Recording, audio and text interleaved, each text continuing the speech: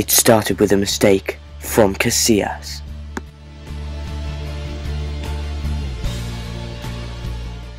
But how does this season end with Fulham?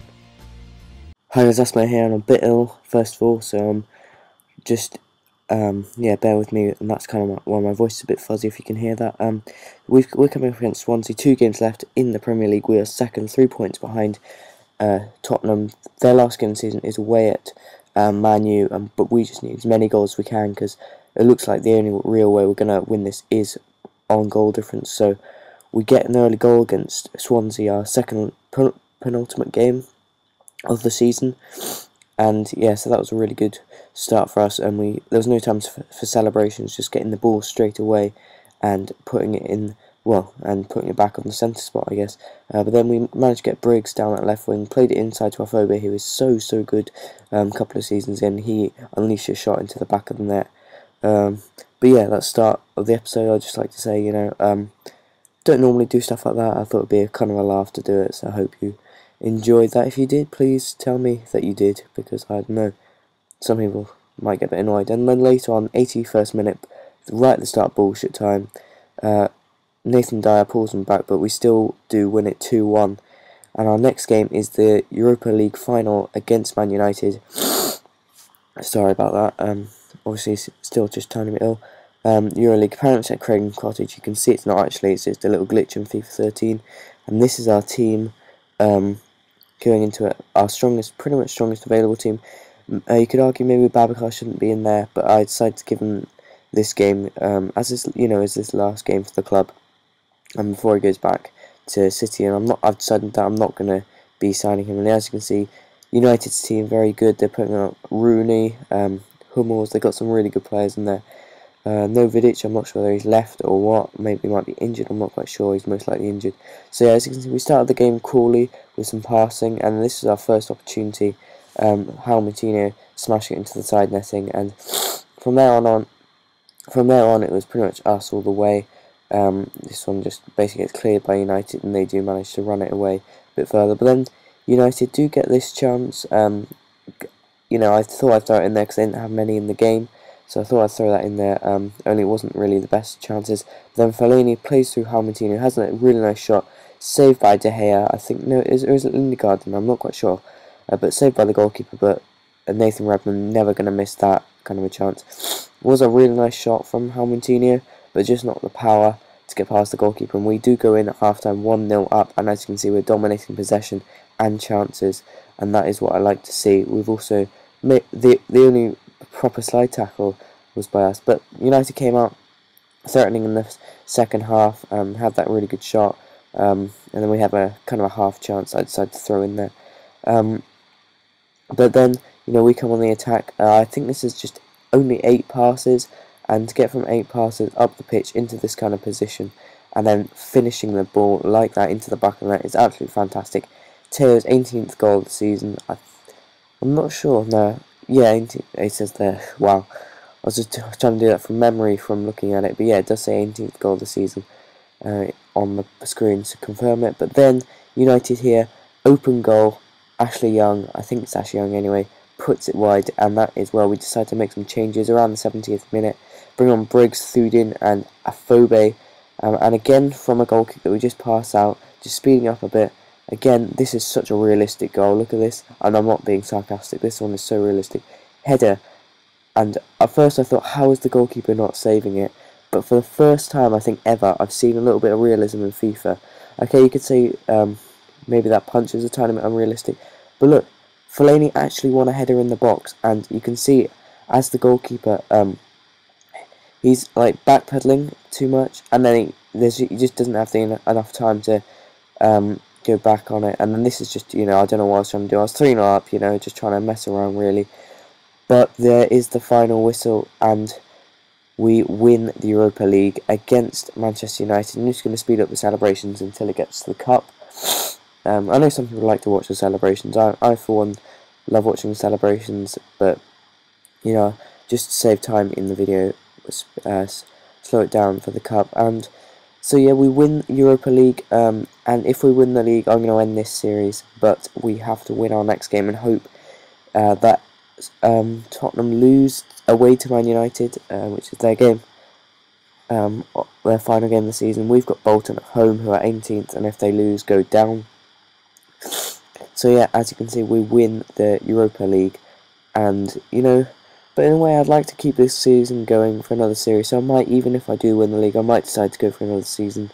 We do get just under 2 million, and Spurs win the league, but I'm not quite sure how, because as you can see, yes, we are second, but we have a much better goal difference, 11 more goal difference than them, and they're only 3 points behind. So if they lose and we win, we're going to win the league.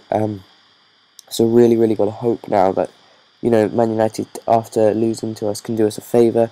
But as you can see, they've pretty much guaranteed Champions League football. Yes, they're only 3 points ahead, but they do have the better goal difference. So they might decide to lose just to pay us back for beating them. Who knows? But we get off to a nice start here. I believe it's 16 minutes in when this happens. They have a corner, we go on the break, and Eto'o scores like that, bang into the back of that. Really nice goal from our point of view. This using the pace in the team, and also using Eto'o's veteran instincts and also his pace as well.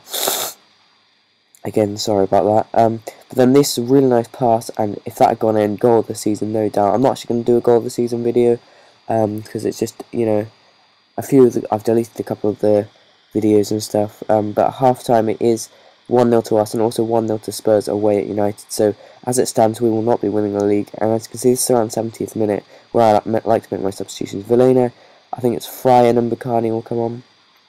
And again, what a pass from Sterling to Redmond, who's now going to cross this ball, I think. No, he passes it to Vilena, who lays it off to Fry, who takes a touch and has a shot. And that is the final whistle. And as you can see, we're not currently celebrating. I'm not sure whether we've won the league at the moment. I'm just trying to hope, waiting for the scoreline to come out, and we didn't. As you can see, this money, I think everyone knows that kind of money is not championship winning money. Eto'o top scorer though, so we did finish second, by the way. Eto'o top scorer. Our next, we had other players in there. I'm not exactly going to shout them out right now, because it's just a bit.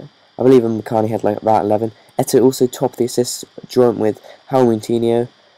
Clean sheets, Vaughan was second, one behind Cech for Chelsea, and yellow cards and red cards you didn't really have anyone up there for, which is good. We don't want anyone up there for us. And now just the final squad report of the year, and just my what exactly went on. So Michel Vaughan, absolutely fantastic goalkeeper for us, 26 clean sheets in all. Then Montoya, also the growth from him was fantastic as well. Montoya was also fantastic, growing so much on loan from Barcelona. We might try and get him permanently next season, I'm not quite sure. And the same, Kabul, I don't know why I keep skipping between them, but Kabul, again growing by 3, he was so good. And again, Ogbonna growing by 3, 83 and 85 centre-backs, they are 2 fantastic centre-backs to have. Both pacey, strong, can tackle, just everything you need in a defender. And Pablo Armero, absolutely fantastic as well, growing by 2 only. Good tacker and fast. Redmond obviously growing by 4, very quick and scores goals. Next is Moutinho, growing by 2 to 86, really good, sets up a lot of goals, gets a few as well. Fellaini, so good in the air, no chance of us selling him. Form excellent, like pretty much does it all. Growing by 3. Teo growing by 2 to 81, gets a lot of goals, sets up quite a few. Benek Afobe, this is my team of the year by the way, he gets in there so quick, some vital goals from him. And Samuel Eto'o also, of course, rounding off the team of the year. And these are the other players, just seeing how they've done. I'll just repeat that for you. The team of the year was Vorm, Montoya, Kabul, Ogbonna, what's-his-face at left-back, Armero, Redmond, Moutinho, Fellaini, Teo, Eto'o, and what's-his-face. I'm sure we'll come back to it again. These are just showing also the stats of the season, how they did. Who's the other one? Afobe, the other player in team of the year. Player of the year was Eto'o, and signing of the year was also Eto'o. Loan of the year was Benek Afobe. But yeah, and as you can see, I'm also going to pick my defender of the year, which is undoubtedly Ogbonna. What a beast. Midfielder of the year, Fellaini, got a lot of goals, got a few assists, and obviously striker of the year was Samuel Eto'o, and obviously goalkeeper of the year was quite obvious. So we did well in the cup, winning winning the Capital One Cup, which they were very happy with. They were very happy that we managed to win the Europa League as well, and absolutely delighted that we managed to finish second in the league, because at the start of the season we were only meant to finish mid-table.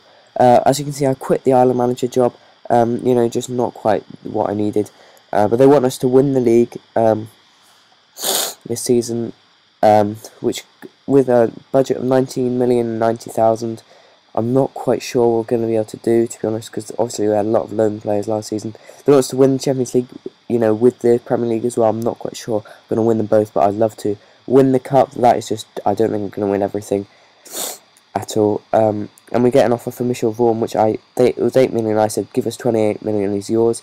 We do make a 4.7 million for Eduardo Vargas. He is valued at 8 million, but he's only got 1 year left on his contract. These are the players I currently need a striker and a right back, preferably a big striker.